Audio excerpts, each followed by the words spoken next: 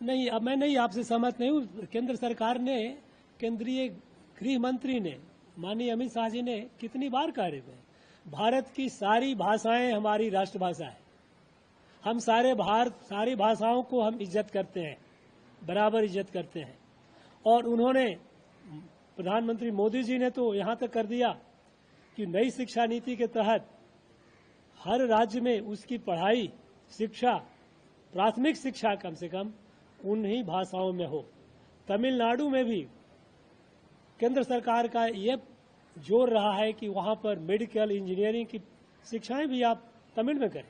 तमिल एक प्राचीन भाषा है, भारत की प्राचीन भाषा है, गौरवशाली भाषा है। हमें इस पर गर्व है, हमें भारत की सारी भाषाओं पर गर्व है।